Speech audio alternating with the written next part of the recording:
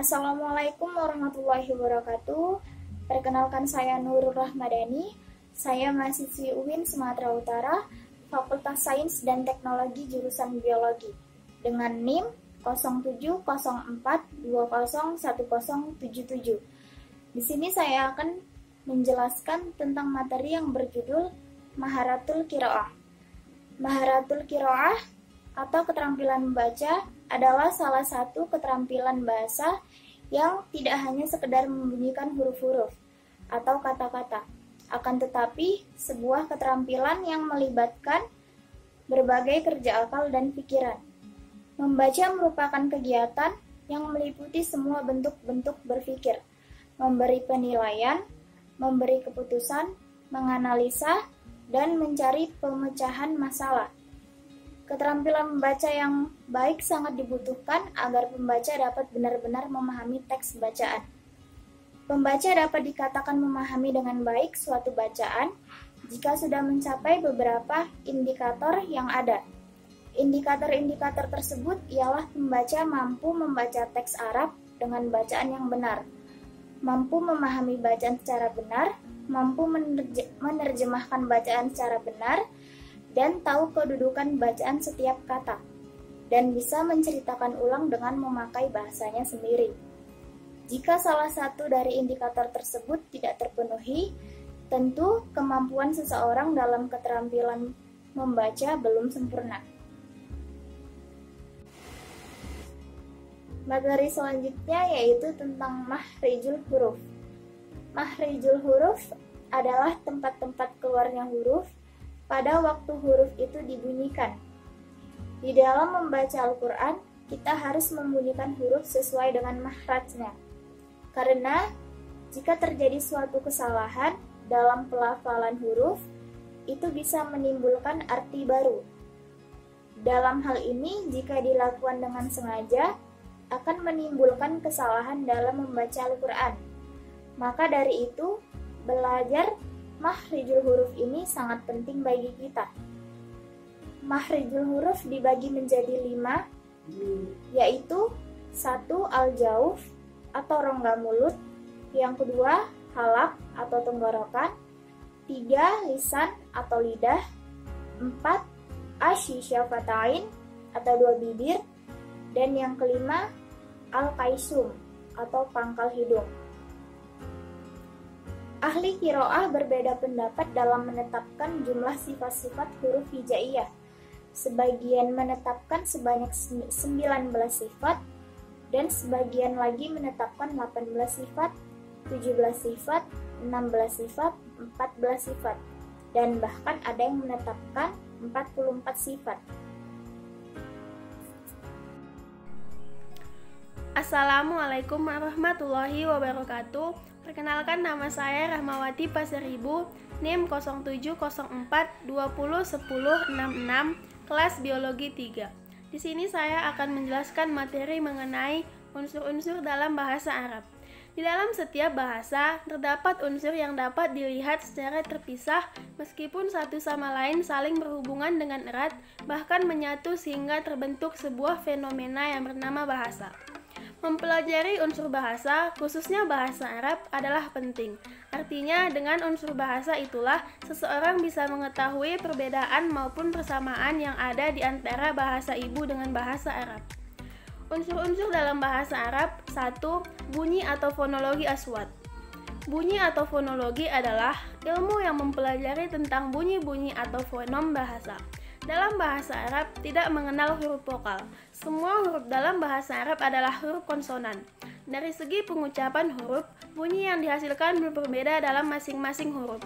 Ilmu yang mempelajari tentang pengucapan bunyi huruf adalah ilmu tajwid, khususnya Makhrijul huruf. 2. Tata bahasa.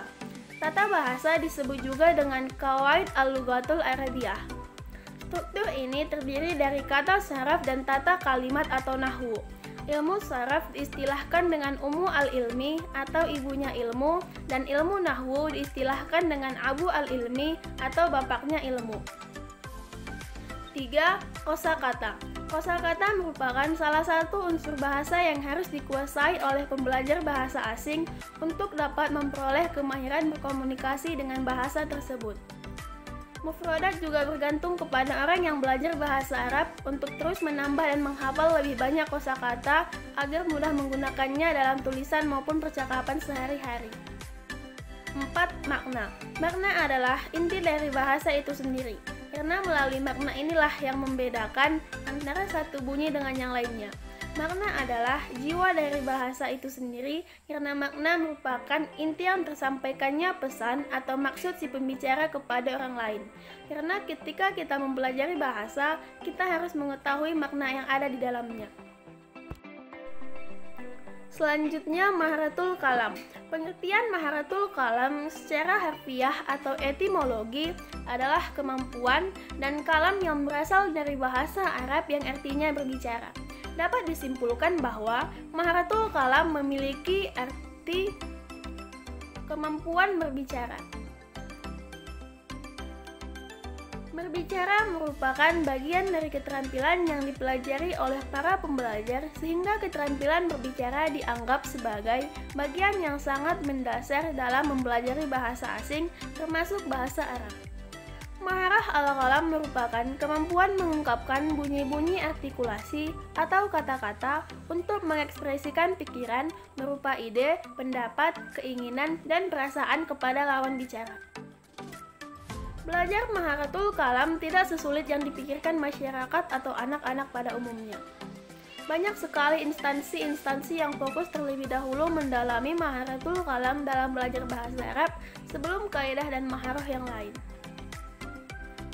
Bahasa Arab tidak lagi cukup hanya dikuasai secara fasih dalam bentuk penguasaan gramer dan keahlian menerjemah, akan tetapi harus dikuasai secara komunikatif dalam pengertian yang lebih luas baik lisan maupun tulisan. Assalamualaikum warahmatullahi wabarakatuh. Perkenalkan, nama saya Nurul Fadilah.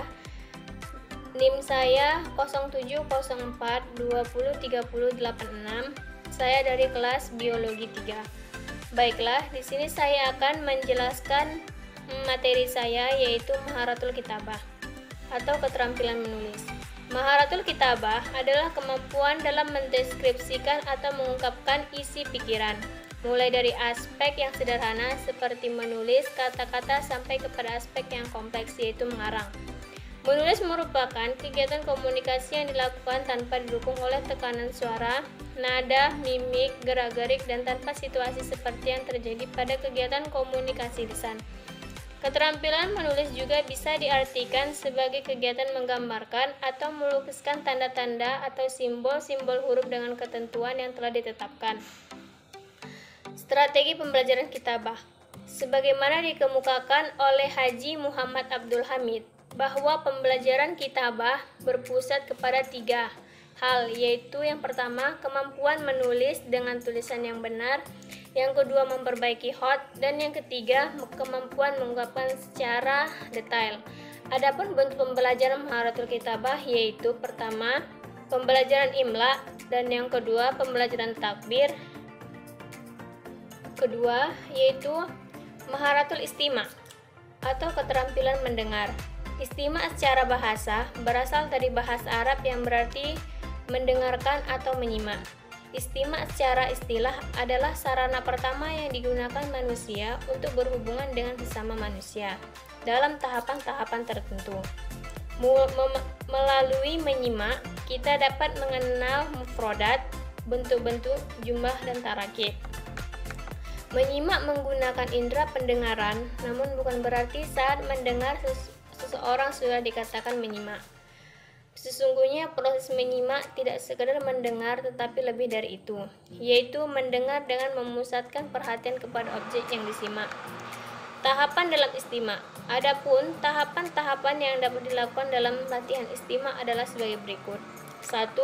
Latihan pengenalan atau identitas. Dan yang kedua, latihan mendengarkan dan menirukan. Yang ketiga, latihan mendengarkan dan memahami. Prinsip dalam pembelajaran istima yang harus diperhatikan oleh guru dan pembelajaran istima yaitu dalam memilih teks lisan hendaknya guru memperhatikan hal-hal seperti usia dan minat siswa, kosakata yang dimiliki siswa, tingkat kematangan dan kecepatan siswa dalam mengikuti teks lisan. Dan yang kedua, mengembangkan kemampuan perhatian. Dan yang ketiga, mengulang-ulang atau tidak membatasi pengulangan. Yang keempat, penggunaan alat peraga. Sekian penjelasan dari kelompok kami. Lebih dan kurang kami mohon maaf. Kepada Tuhan kami mohon ampun. Saya ucapkan terima kasih. Wabillahi taufik wal hidayah. Wassalamualaikum warahmatullahi wabarakatuh.